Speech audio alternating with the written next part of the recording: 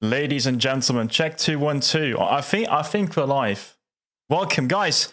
Make sure you're strapped in today for this special live stream. We've got two special guests. We got Zain and we got Ryan right here from the Cronos Labs team. Give them a warm welcome. I think this is your guys' first public appearance, right? Baby, you got number one. You got number one. Super special. Thank you, guys. Yes. So I saw the handle, the Cronos team. They asked me to not ask any easy questions. I want to start though with an easy question to get things rolling. Could you guys just introduce yourself? Because I think nobody has been living under a rock, but you guys are still pretty new. So maybe a quick introduction. Go ahead, Zain. You kick us off. Yeah, howdy everyone. My name is Zain. I'm leading the product team here at Cronos Labs. Prior to Cronos, I was working on high frequency trading infrastructure in the Solana ecosystem. Prior to that, spent 3.5 years building the OP stack, which is used by Coinbase, Kraken, a few other institutions to run their own L2 environment. Prior to all the crypto experience, was at Facebook, focused on newsfeed ranking. So long story short, excited to pair the consumer experience with everything we've learned over the last 4 years and build one of the most compelling venues for retail traders across the world. Zain, what a chat intro. So my name's Ryan, CEO of Cronos Labs. Joined in December, love being here. Before that, I was the chief growth officer at Optimism, where I got to work with Zain, by the way. I was president for a couple of years at Polygon Labs. And then before that, I was actually in the gaming industry, which is where I started my career. And I went to YouTube in 2014, early days of YouTube, and started the gaming vertical. So I was the head of gaming there, built that business out, which was awesome, dude. Spent 8 years doing that and saw that turn into huge business. When I left, we had 450 million unique users watching gaming video every single day and generating billions in revenue. And so kind of seeing that arc grow was really fun. And yeah, I'll probably get ahead of it a little bit, but why I'm excited to be at Cronos is it's kind of the mix of, I spent 4 years on the infrastructure side and then all this consumer facing side, building YouTube, and get to see the worlds merge a little bit here. I'm sure you'll want to know more about that, but that is why it's fun to be here and have this conversation. And what about you, Zain? Because why did you join Cronos? Besides, of course, Ryan, Yeah, I think that's always fun, but... Come on, man. The answer's right here, baby. I'll jump in. Look, obviously getting to work with Ryan and Smith again is a pleasure, but I think the real unique opportunity is the relationship that Cronos has with Crypto.com. A lot of people don't know this, but Crypto.com, especially on the West, is one of I think it's the second largest venue for BTC spot volume. So there's a significant opportunity, and Cronos thus far has not really met that threshold in terms of adoption that a lot of us expected to see. And then when you look at how this technology is progressing, what we see are players with distribution have an unfair advantage in terms of gaining retail interest, institutional adoption. And what I see as Cronos is that perfect place where we can tap into some of that distribution and institutional relationships that Crypto.com has, as well as the great EVM technology that the chain has, and build a compelling product. So long story short, there's a good base of technology here, and the untapped opportunity that Ryan, Smith, myself, and the rest of the team are going to go after is really integrating that deeper with Crypto.com and going after the distribution opportunity in front of us. Can I just add on to that as well real quick? When I was thinking about what next to do in kind of crypto, it was kind of abysmal, to be honest with you, because of the whole speculative nature of where the space was at is, in my opinion, gone. And so that's why I think people in the markets, they're sad. There's all these chains that have 5 people using it. The really big opportunity is being somewhere where there's distribution and actually tapping into consumers. And so Crypto.com, it already had, well ahead of any of these exchanges, tokenized stocks, prediction markets, credit card. I mean, well ahead of any of these things, ahead of Coinbase and others. And a lot of people don't know that. And so when they were look, we really want to get serious about partnering deeply with Cronos, there's more we can be doing that we haven't been doing. The time is now. It was a no-brainer, right? This is where you want to be right now in this space, because so many of these projects are never going to make it because they don't have distribution. And we are at the most perfect time in crypto you could ask for. We're starting to get global regulatory clarity around blockchains and stablecoins, right? finance, it is product market fit. Like we have this call like 4 years ago, CB. We're kind of like Web3 gaming, NFTs. We don't know what's going to work, blah, blah, blah. This thing's cool. We have like really concrete product market fit for these products. Like all of the big banks, the exchanges, payment platforms, they know it in their heart. They're all switching to go on chain. They're all going to be on Rails, and that will like proliferate mass adoption. And so it's sometimes hard to decouple from maybe price action and all of these things. But I have never been more bullish to work in this industry. 3 or 4 years ago, it was more like, this is fun. Let's see how it goes. It is very clear where it's going now in my mind. Yeah, great to hear you guys recognize some kind of untapped potential for Cronos. That's also what you guys, I think, make so excited about. I'm directly going into the questions, guys, because we have limited time, and I got like hundreds of questions. So, guys, important for everyone in the chat right now. Near the end, I will try to pick a few questions. And if your questions are answered today, I think next week there's also going to be an interview with Alex and his team from WolfSwap. So plenty of opportunity to talk to Ryan and hopefully also Zain and Smith maybe in the future. And I don't know, I already saw like a Reddit AMA. Are you going to do more like those as well? Yeah, for sure. I think in general, one thing when observing before kind of taking the role was like, there was no communication. And even when I was at YouTube, all the time, right? Like I was talking with creators, fans, subscribers, all these people. It's like very important to engage deeply. You see me in the Telegram chats and all this. I love this shit. I think it's fun. I like debating. I debate and fight with Zain every single day. It's fun. I like doing it with the community. It's great. It's how we build an understanding. So yeah, Reddit's cool. It's great to do the AMAs. It's not as engaging as these forums, but yes, I will be ever present everywhere all the time. Okay, great to hear. Okay, let's dive in directly into like the hot meat potato topics. I want to start talking about the rebrand first, because I saw a lot of questions and also a bit of speculation about what's going to happen regarding the rebrand. I don't know if you guys know the complete history of Cronos at this point, but we had the MCO token went to 0, a whole lot of debate, drama, whatever. People are, rightfully scared. Can you quickly give us an idea of what can we expect for the rebrand, and also why are we going to rebrand? Yeah, no, it's a great question. So one, I had a little bit of like Cronos lore before joining. It's continued. I'm like continuing to build. It's turned into like a Lord of the Rings trilogy as far as learning all of the lore from day one.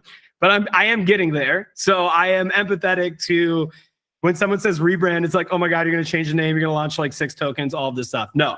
So what are we actually doing in practice? We are keeping the name Cronos full out. We're keeping the token Crow. Nothing's happening to either one of these things. We're not launching a new token. We're not doing anything different, right? Okay, so then why rebrand? When I look at Cronos, we have this kind of like from a brand aesthetic perspective, we have kind of this like 2021, we are a infrastructure, type style, look. And I think we need to change and appeal to a broader audience because we want to appeal more to consumers using products that are on chain. We do not want to appeal to be like, we're like the AWS of crypto or something like that. It's an old meta. I just think we need a little bit of a refresh of how we think about the brand, how we talk about it. We're obviously building something which we'll talk about later, the Cronos app. And so our target audience is very different. And so I think it just needs we need a little bit of an update. And so we'll do that, roll that out in April. Again, it's like, I don't want to overhype it. It is going to be Cronos. It's going to, a new logo, new icon, and refresh of the word mark. Don't get too worried though. That's the extent of it. Had I known what you've been through, I might have, prefaced that when talking about the brand redesign. I saw my Twitter feed. I was like, oh shit. I woke up the next morning. I was like, I think I opened up an unnecessary Pandora's box there. Happy to hear no new token. I think we have seen many tries of making a token switch. For example, we had the Epic token a while back, and did it work? Always goes back to the previous value. So I'm happy to hear Cronos, man. Fresh rebrand, fresh OG. Yeah, great to hear. And that's all we're focused. Like we want to build something that drives value back into Cronos. We want to just focus on Cronos. We want that to be front and center stage. That's it. There's nothing else. I think to add on to what Ryan is saying, we're seeing this across the industry. This is not a nascent space anymore. You cannot just launch something out of hype and hope it moons, right? You need to build a sustainable revenue generating business and tie that back to the underlying, whether that's an equity or a token, to drive value. And when we look at the magnificent seven, I'm using quotes here, of crypto stocks or crypto tokens, right? You're seeing all of these Mag 7 type tokens have that model. And our long-term vision is that with Cronos, we can do the same, right? We start with the first thing, which is building a compelling product that retail users want and that solves for institutional needs. And after we have that, we continue to sell the story around how the underlying is driving value back from the entire system. I think you're directly tapping into the right topic because you're mentioning retailer, and I think anyone that has been looking on Twitter recently or X has been seeing a handle change. You guys are now talking very much directly about the Cronos app, and that should be also helping the Crow token in the future. But could you quickly give us an introduction really of what you think about what this Cronos app should be looking like or what it should be able to do, like function-wise?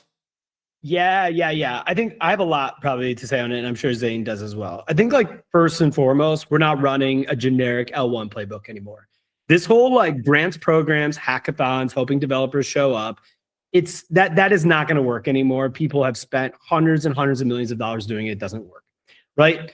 I think we have this huge advantage to plug into crypto.com's 150 million users, and we want to build this app that can actually serve these folks. And so we think there's this huge market of untapped users. Like you have a lot of folks who want to launch prediction markets, stocks, and and crypto tokens, right? Like Coinbase has it, Crypto.com has it, Robinhood has it.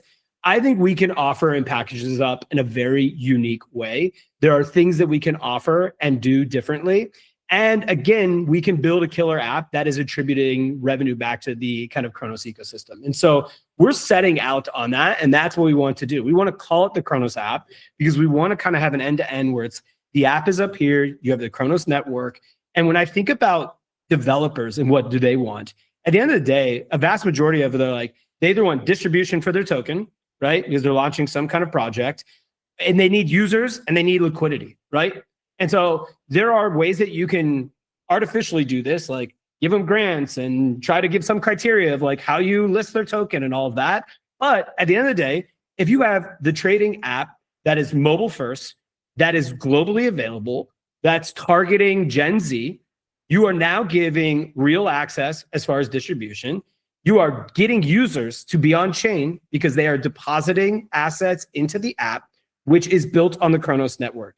And so when other developers want to build long-term on the Cronos ecosystem, they are now going to be able to tap into that distribution, that liquidity, and that user base.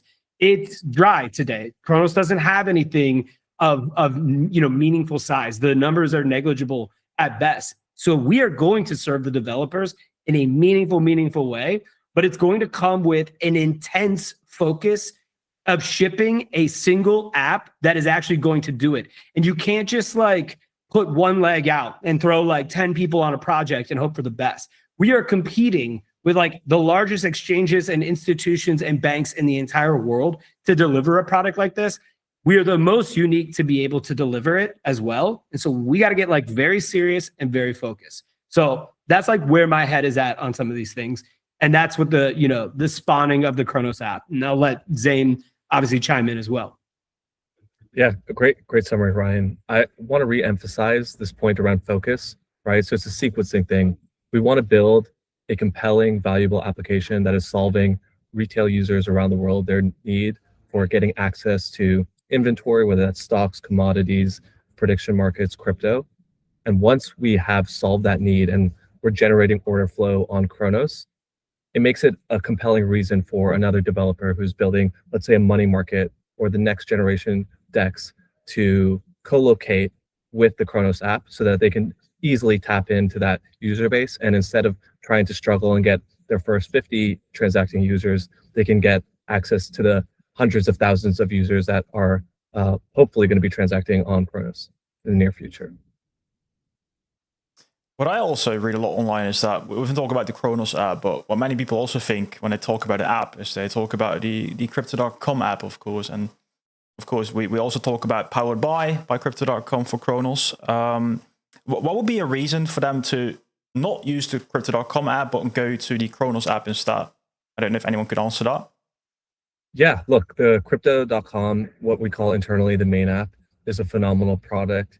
It's high security, high trust, and I believe it's becoming something like an everything app where you'll be able to, I'm not on the team there, but I assume tap into banking opportunities as well as trade stocks, trade prediction markets, trade crypto, earn a yield. It's a phenomenal product.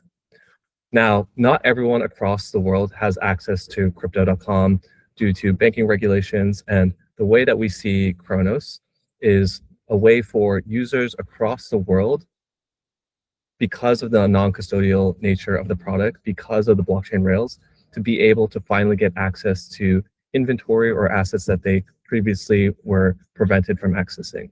So this really goes back to the thesis of blockchains and crypto and Bitcoin, right? We are democratizing financial access, and Cronos is the tip of the spear for how we're able to do that. So I see them as two products that are trying to solve the same need. One is non-custodial and one is custodial. Yeah, again, just to add, like agree with everything Zain said. When you are a centralized exchange and you are holding people's assets, you are under, in every single one of these countries, there is a different regulatory expectation of what you can and can't do. Just a fact, because you are custodying people's money. An on-chain ecosystem is very different. It's the beauty of permissionless chains and that ecosystem and the offering there. And so because of that, you just inherently can have a unique offering in the trading. And so I think like really making sure people understand that unique difference is why you can create a different product experience that you otherwise can't. And it's good to have both of those. People want different things and expect different things. Before, I think people were looking at these things as too much of like, oh, this is just kind of replicating what already exists. And I think that's like where a lot of people's head is today. 6 to 12 months from now, it won't just be us, but you will see a lot of people be like, it would turn their heads upside down on what's happening on chain. And it's just a different expectation and rule set because of the nature of it. It's not like a nefarious thing. It's just factual. Yeah, I totally see that. I went to Cuba a while back and Crypto.com was blocked there. So my grace and savior was actually going on chain to get stuff done. Also because it's connected to my Crypto.com Visa card.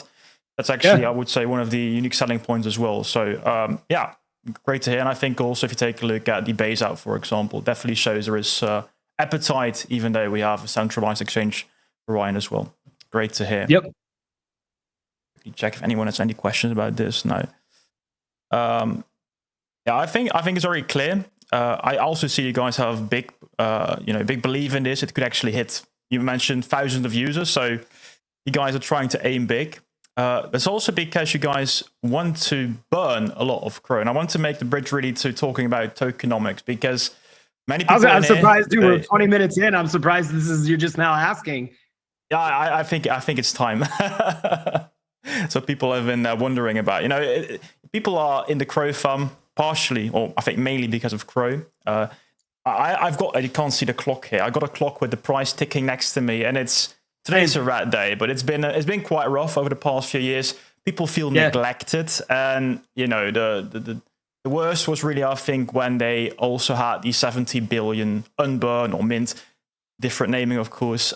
People have been really, they've lost a lot of trust. People left the space. People felt betrayed, and especially because there is a lot of lack of transparency on that front. Now there is new leadership. What's the take here from the team? Yeah, there's a lot to unpack there in that line. I think one thing that really needs to happen is the efforts that we work towards need to go towards Crow, right? Like I think that has to be the case moving forward. And so when you think about kind of the token, one, it's like the network fees are negligible amount. They're never going to be able to do anything. Nobody is going to hold a token anymore. It's not 2021 for governance related reasons. And so there needs to be like a real plan for value accrual. And I don't think this is unique to Cronos. I think this is what you're seeing in the markets overall. Everybody is looking to this, right? I mean, even look at Hype, who, just did another purchase, of a bunch of tokens with revenue, are showcasing that this is really important, that there is some kind of, flywheel that makes sense for tokens. So I think you just have to start with that baseline, that is the reality moving forward, right? And so any project, doesn't matter who you are, you need to take this like very seriously. We actually started with this as like first principles of thinking about this. And so what you naturally come to a conclusion to is you do have to generate revenue. Okay, when you're a network, how do you generate revenue then, right? It's like you could have a lot of apps continue to build, but it's really cheap. And so that's not going to solve your issue with the underlying token, wherever you are, generating revenue. And so that is why we said, what do we have that's very unique to us that we can do that can help drive revenue into this ecosystem? And it is building the Cronos app. We have this unique differentiator of plugging in and being very closely partnered with Crypto.com and the 150 million users they have. We have the ability to tokenize stocks and prediction markets and do all of these things and then build this on chain. Then you're like, okay, how does that actually work from there? Is how do you distribute revenue down into the token? I think you can get into a lot of debate on, do you buy, do you burn, when you do it, how you do it, all these different things. And there's different mechanics and thought process around this. But generally speaking, the revenue needs to go into like a handful of buckets. One, it has to go into the validators. That's like pretty key. You can't just print tokens. We're not going to do that shit anymore, right? You can't do it. You're already maxed at that supply, right? So you can't do it. So at some point, you need to have self-sustaining revenue for the ecosystem, for the validators that are staking. So boom, that has to be one box. You need to have some funding that goes into growth, user incentives. How do you get people to use these products? When you look at all these great trading platforms, they're giving customer incentives, right? Whether it's a sports book like DraftKings, whether it's a Hyperliquid with airdrops, that you can name it whatever you want, but there needs to be some user incentives and people expect some return in order to continue to use a product, but obviously have an ROI there. You need to self-sustain the team that is developing these products, and then you need to do something that goes directly to the token. Now, again, we can argue the allocations, what that looks like. The model changes based on money, but that needs to, in general, be the way that this kind of dynamic works. And what people are really going to be caring about on the Crow side, not just you guys that are token holders, institutions, anybody looking at it, they're going to say, like, how can we trust this? How do we see the transparency around this distribution? When it goes here, how do you actually mechanically do it?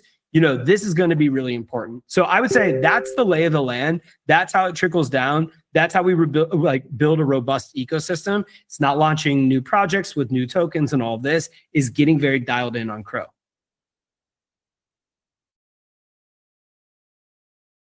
I just had to close Telegram. Somebody's asking how much Crow you have personally. You didn't have to answer that. Not enough. Not enough. Not enough. So, that's the right answer. Yeah. That will always be the answer.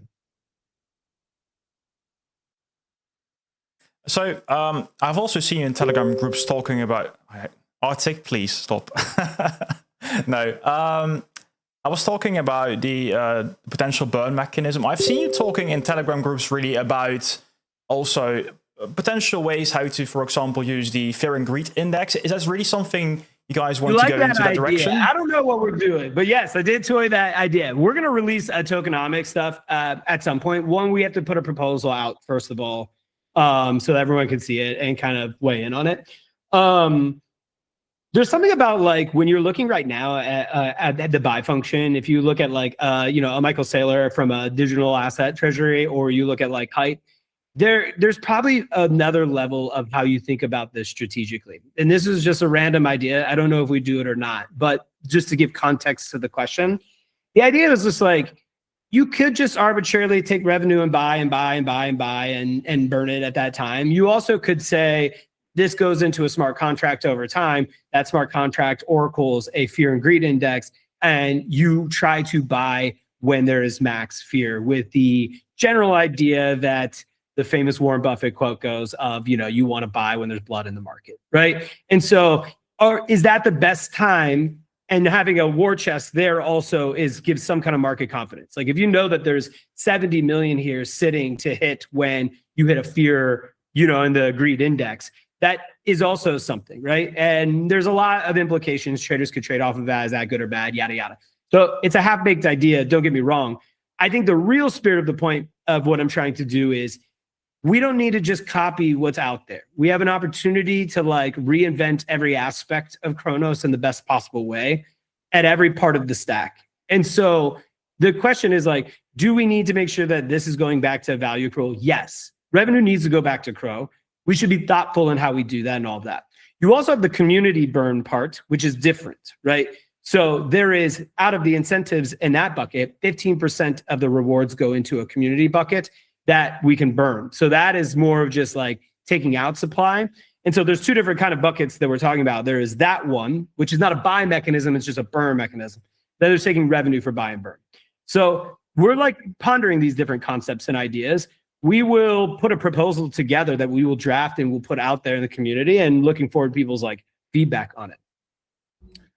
To add to that, Coinage put out a good article recently indexing a bunch of different tokens, ones that were doing indiscriminate buybacks, ones that didn't have any buybacks. And if you look at that graph, the through line is really clear, right? The tokens that have fundamentals, either doing buybacks programmatically or buying, to Ryan's point, when fear is high, they are outperforming those that don't have a relationship to the underlying network or the protocol. And so what I want everyone to understand is that as part of this effort of rebuilding Cronos and building the Cronos application, the CRO token is going to be a critical part of that story, and something that's going to be top of mind for us as we experiment to find product market fit. I like the way how you guys are thinking, and I'm just curious now. I see you guys are, trying a lot of stuff, thinking, talk with the community about this. Where are we currently in the whole process of getting the Cronos app going? Do we have like a bit of a timeline? Are we still at really in the beginning ideation phase? Zain will sandbag it, dude. So a couple of things. We're gonna do April. I'm pushing very hard for April 1st, but Zain told me no. So April. But here's what we're doing. We're going to take the on-chain wallet. We're going to do something called refactor. So we're going to update the on-chain wallet. And so you'll be able to, if you have the on-chain wallet, you'll have the Cronos app when we go and push this update. You'll obviously still be able to access your on-chain wallet. Like if you think about it as like a toggle, so you can still have that. So think about it as like a pretty big upgrade to the on-chain wallet. That will be the Cronos app moving forward. It'll be called the Cronos app. Again, you can still use the on-chain wallet function inside of it. That's a great move because day one we'll have millions of installs for this app, right? People can use it. It will be a soft launch, right? Like we want to get it out. It's going to be a very new way of surfacing trades to people. No one's ever done it the way that we're doing. It's a different way of doing it. It's a different mechanic. It's a different audience. Again, we're going for mobile first. We're going for Gen Z. We're going for 180 countries where we really can offer something unique to them.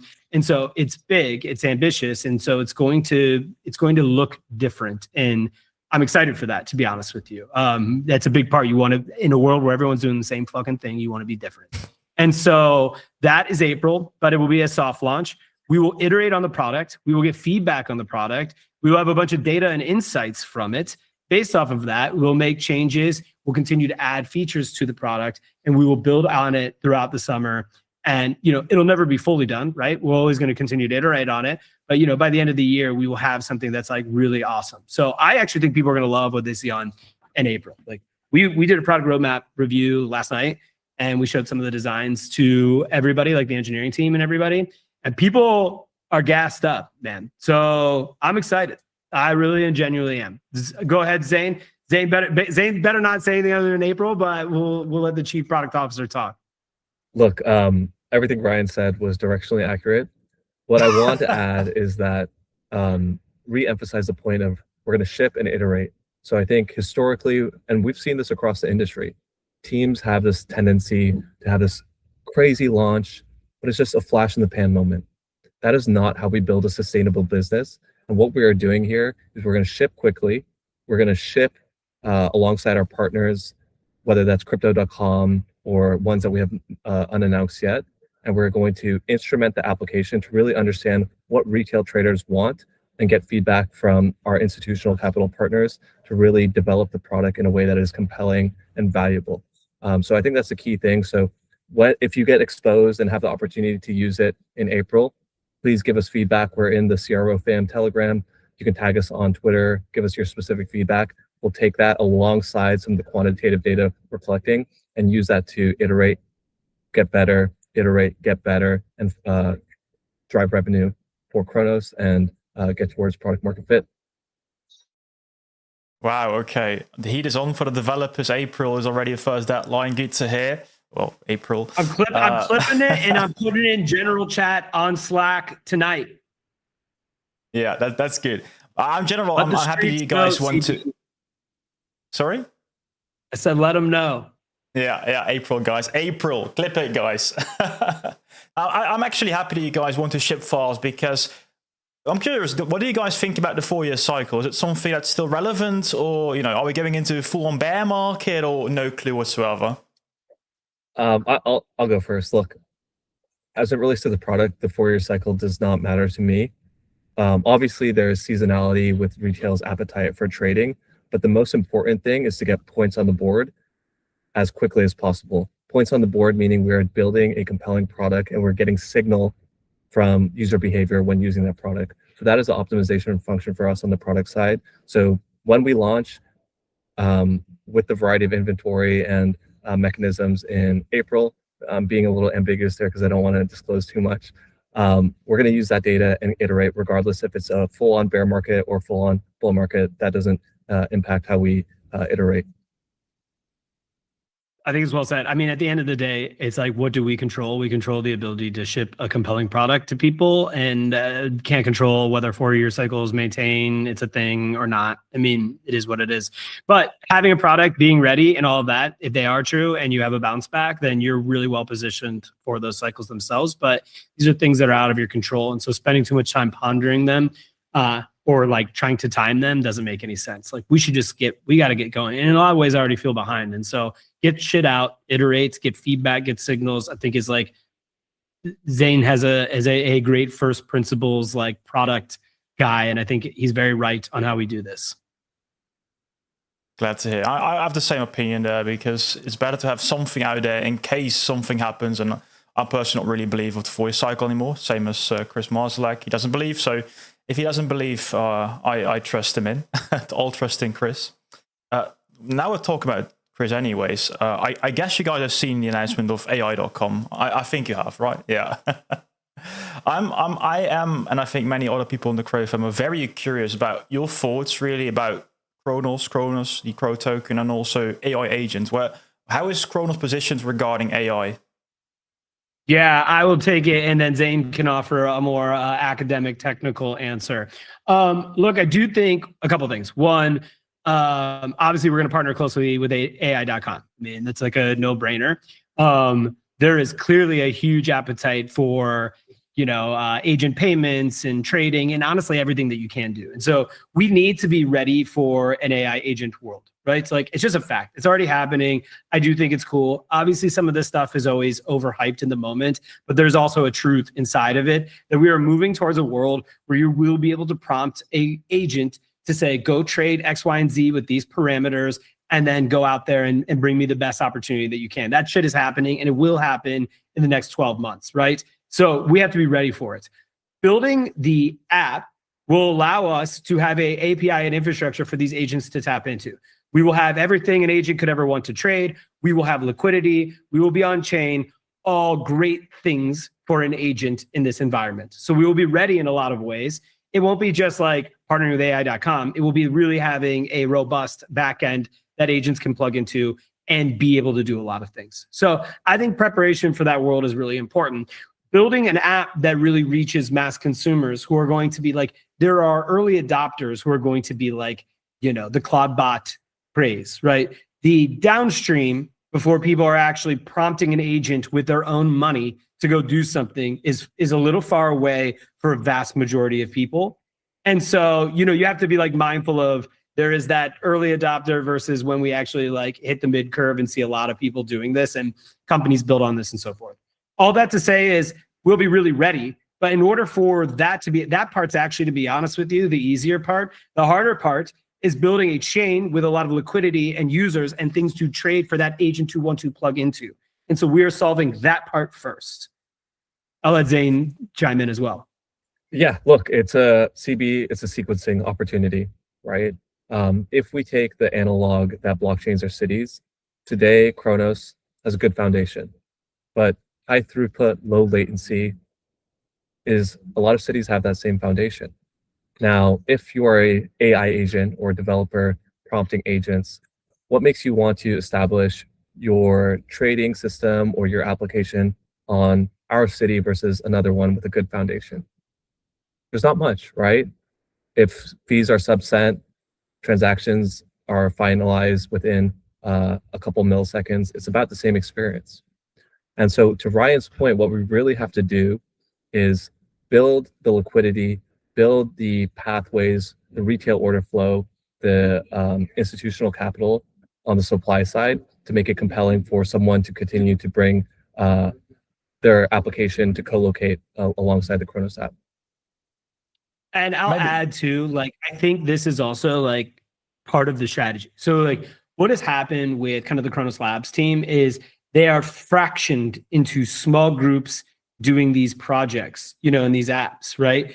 And it's a lack of focus, it's a lack of attention. And so the output of that product ends up being not what it could be. Like we have an amazing engineering team that exists, but fractured. And so our ability to pull everybody together and focus is so we could solve this underlying issue. Like you need to drive users liquidity, no more messing around, no more pet projects, no more side projects, none of this. Like everybody get in and then lead this group because the talent is there, the capability is there. And so we need to like focus and attention now to move forward and solve for this, to be ready for this next age. So I do feel like the pressure of this coming and the opportunity from that. And so there is an intense focus to kind of get our ducks in a row and be ready to ship. Happy to hear. I got a question here from Ardu, maybe more directed towards Zain. He's talking about ERC 8004. It's the AI agent ERC proposal. Actually, I think it's implemented. Do you know if this is coming? Is there something on your mind or? Yeah, look, I think it comes back to sequencing again. We have a small pod dedicated to an integration with AI.com, but the key for us is to focus on the concentrated bet, which is building a compelling product for the retail active trader. And we're constantly monitoring on-chain data. If we see agentic payments, agentic activity spike up, driving revenue that outweighs retail order flow, then obviously we'll go back to the drawing board and reflect there.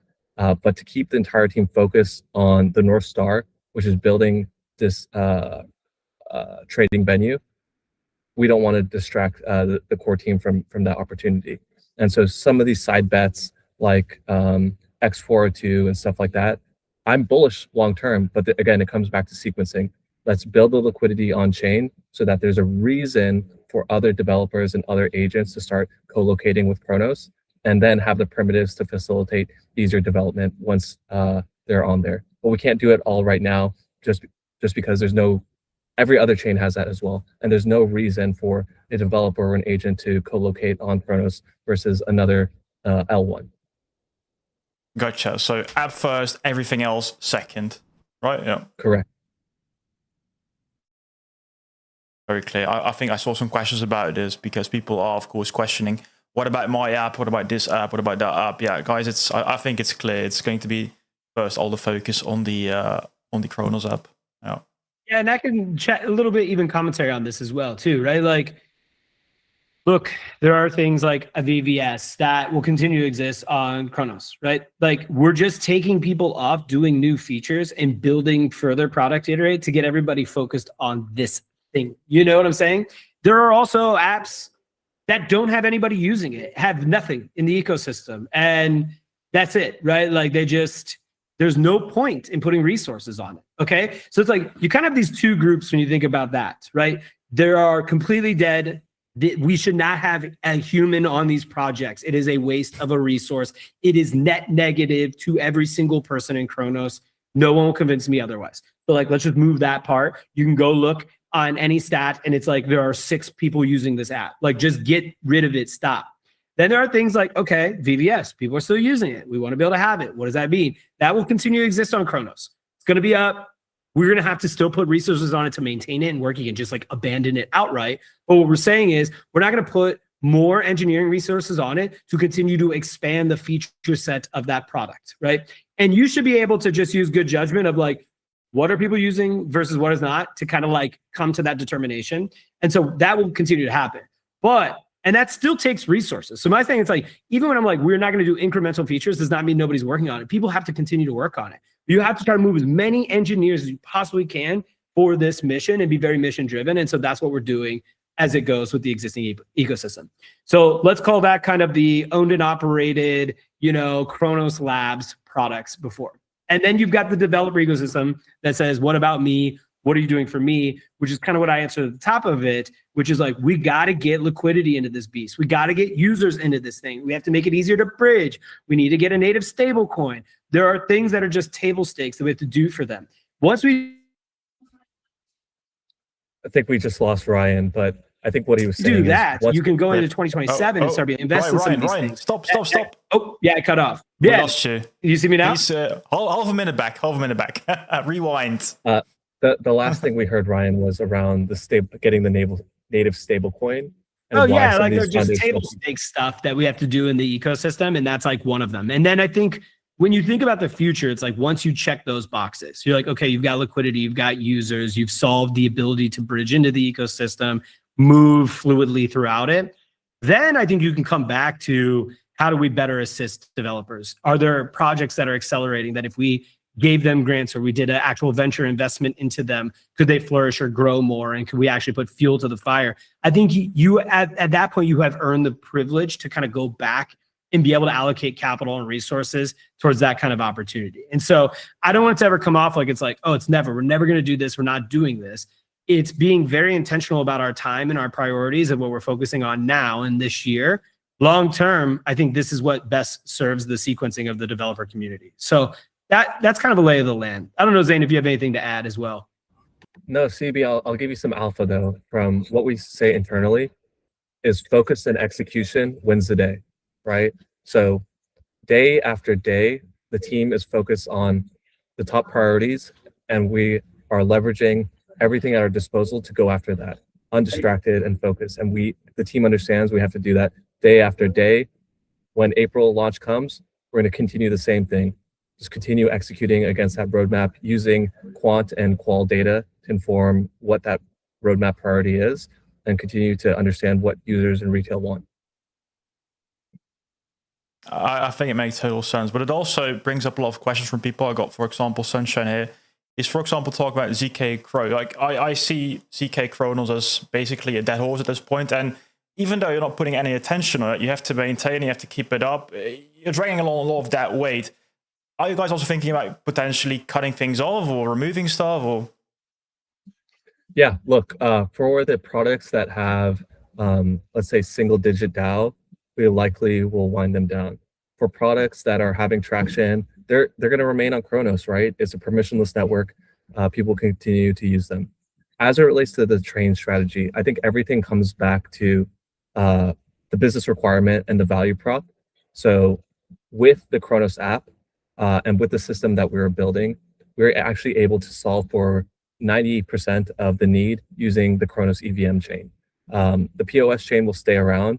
For the ZK EVM, we're evaluating with our partners what to do with that there, and we'll have clear communication around the next steps, but nothing to share at this moment in time. Fair point. I got a question by Pampa. It's talking about Crypto.com and really your relation with them. So if you take a look at the last 5 years, we've always had some kind of support by Crypto.com. We have had the direct integration, or basically you could withdraw directly to Crypto.com from Crypto.com to Crow. If you take a look at different exchanges, nobody is truly supporting Cronos, the official Cronos chain. If they have Crow, typically you can only withdraw to like Ethereum. It's actually two questions. So the first one, are you guys also thinking about other entities regarding, I'm talking also about MetaMask, for example, they have zero support for Cronos built in. You have to get the RPC, etc. yourself. I've got 50 minutes left. Okay. I'm too cheap. I have no official Google Premium stuff. But anyways, I'm talking about what do you guys think with the ecosystem? I want to make sure you buy the Google service so you can do it longer than an hour. Go ahead, Zain. CB, let me take that first question. Look, the goal of the Cronos app is what we see across the industry is this concept of a universal wallet where you have your MetaMask or your Phantom wallet, and then you go to Uniswap, and then you go to Aave, and then you go to Hyperliquid and connect that wallet. We actually see that paradigm shifting, and we see it moving towards a verticalized experience, and that is actually what we're building towards with the Cronos app. So we are disintermediating MetaMask. The Cronos app can be successful without MetaMask support of the Cronos network.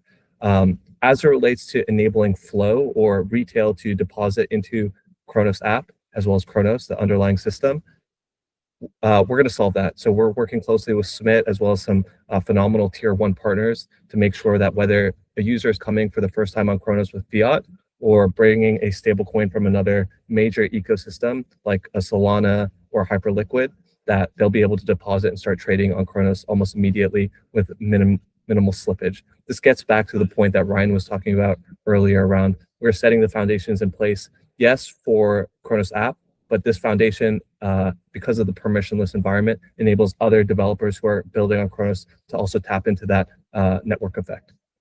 Does that make sense? And then you kind of also asked, it's like, where's like listing Crow as well, right, CB?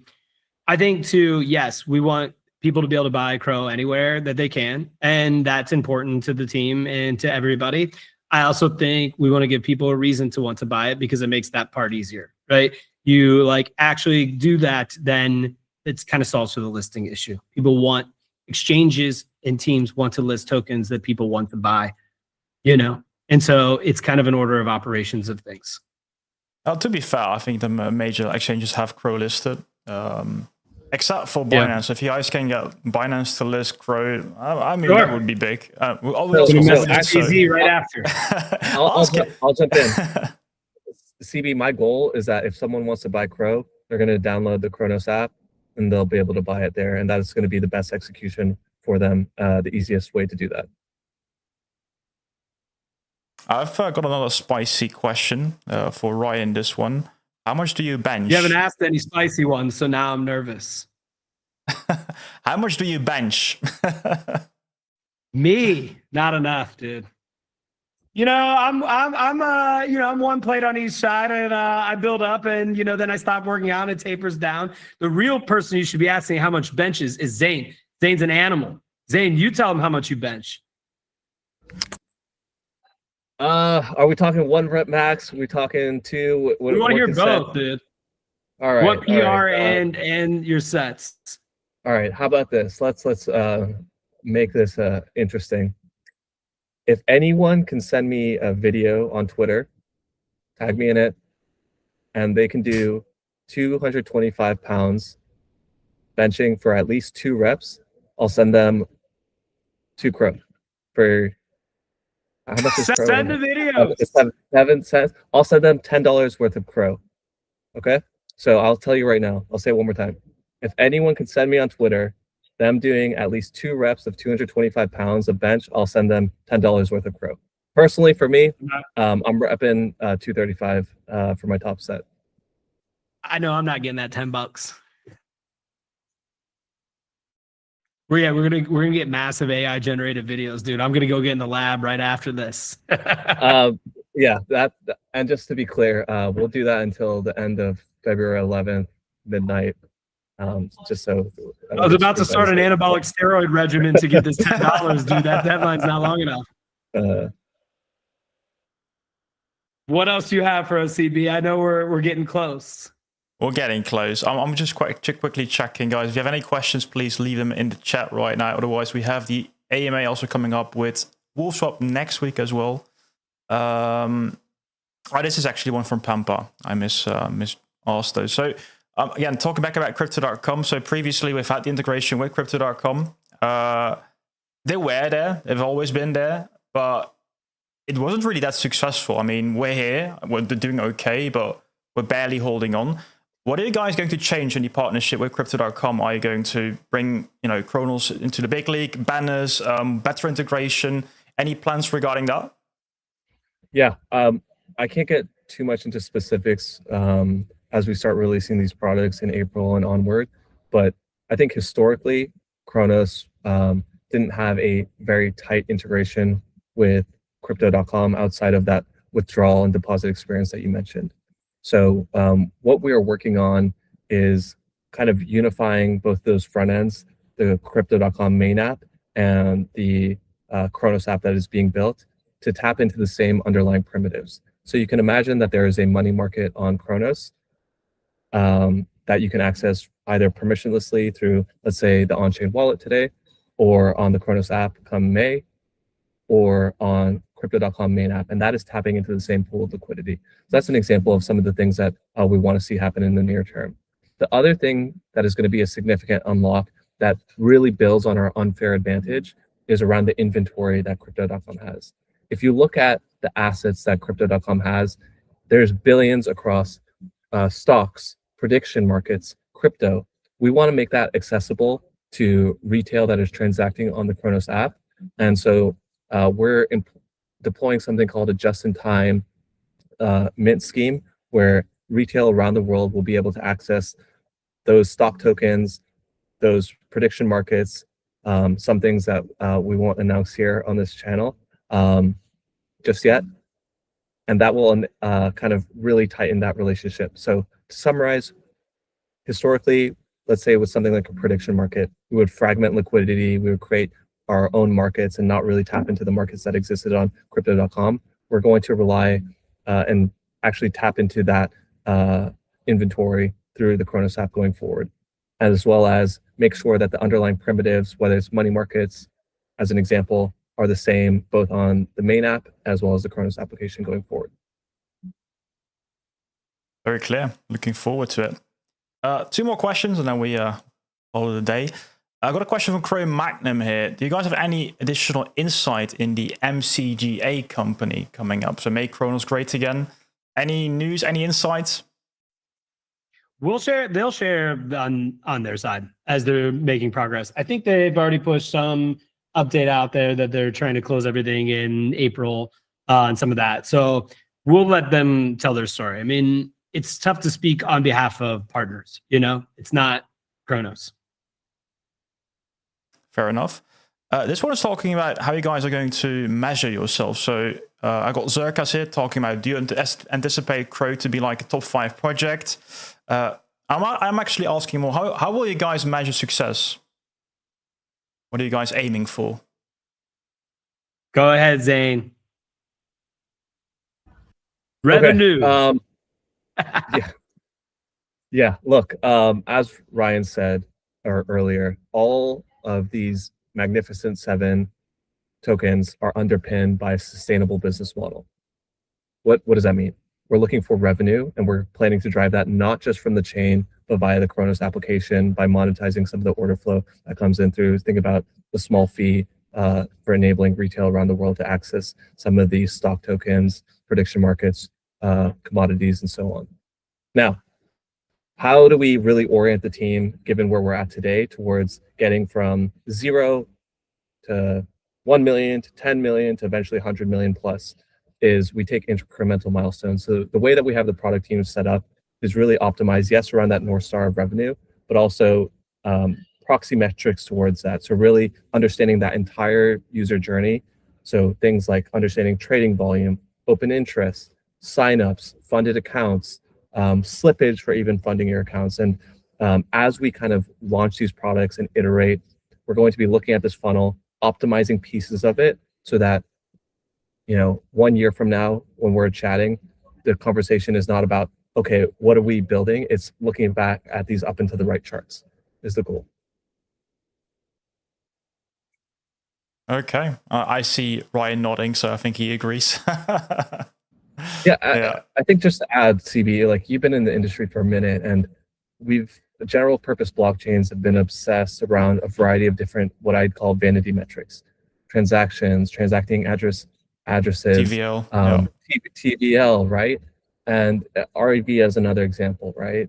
And I think each of these metrics are kind of pushed in order to tell a story. But at the end of the day, right, what we want to build is something that is compelling and valuable to the retail user. And the best proxy for that is an exchange of money, right? So for us, revenue is the North Star. It tells us that we're building something that is valuable for retail around the world. And that is what we're going to be optimizing towards as we enter this next chapter for Cronos. I'm super excited about this next chapter, so I'm looking forward to hear more from you guys. A quick question: where can we find you on X or somewhere else? Yeah, Wiz, FWIZ on Twitter.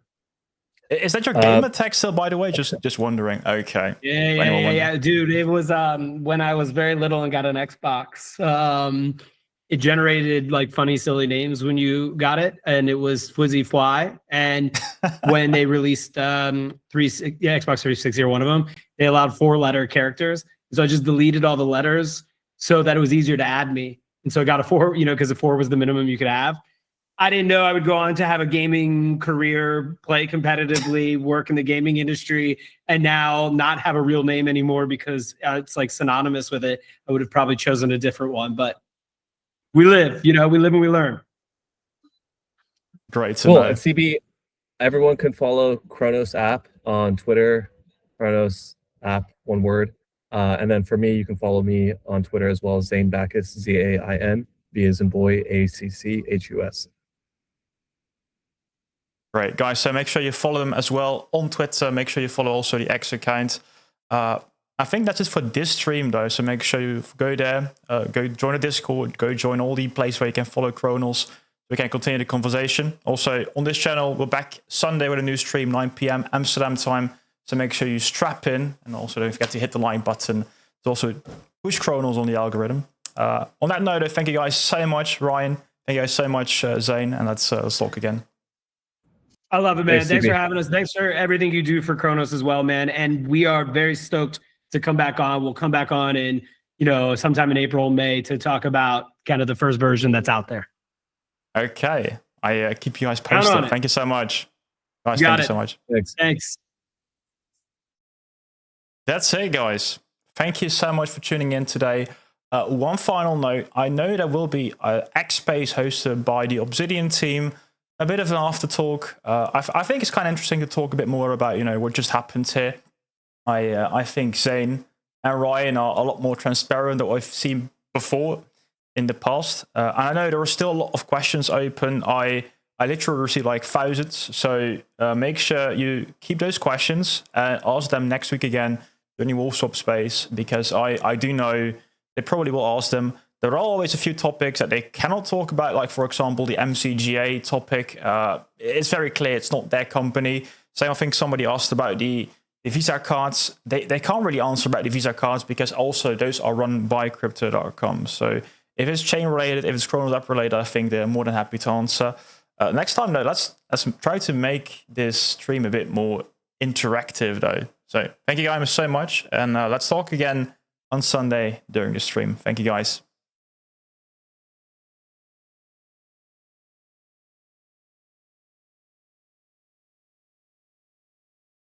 And thank you so much, guys, for the donation. Wow, Cliff, thank you so much.